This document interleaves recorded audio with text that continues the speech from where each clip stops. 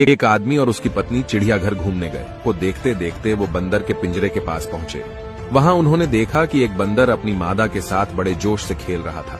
यह देखकर पत्नी से अपने पति से कहा, देखो कितना रोमांटिक जानवर है, अपनी मादा के साथ कितने प्यार से खेल रहा है।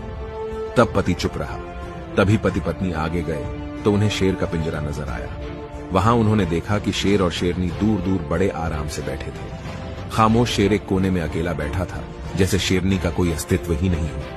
यह देखकर पत्नी ने थोड़े दुखी मन से कहा, कैसे जानवर है, बिल्कुल अलग ही बैठा है, जैसे शेरनी को जानता ही नहीं। इनका आपस में बिल्कुल प्यार नहीं लगता।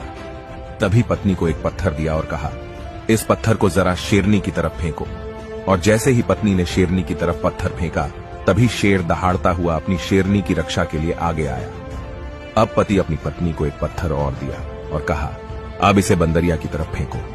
जैसे ही पत्नी ने पत्थर फेंका, वो बंदर अपनी मादा को छोड़कर खुद की जान बचाने के लिए तुरंत पेड़ पर चढ़ गया था। दोनों जानवरों को प्रतिक्रिया समझाते हुए पति ने अपनी पत्नी से कहा, बंदर की तरह झूठे और असंवेदनशील लोग अपने खोखलेपन को छिपाने के लिए अक्सर इस तरह के बाहरी दिखावे वाले रोमांस का ढोंग करते हैं। वहीं इसके विपरीत शेर की तरह लोग हैं, जो दिखावे से दूर तनाव मुक्त होकर अपनी जिंदगी आराम से जी रहे हैं। और आज के समाज में हमारे आसपास बंदर ज्यादा है और शेर बहुत कम है।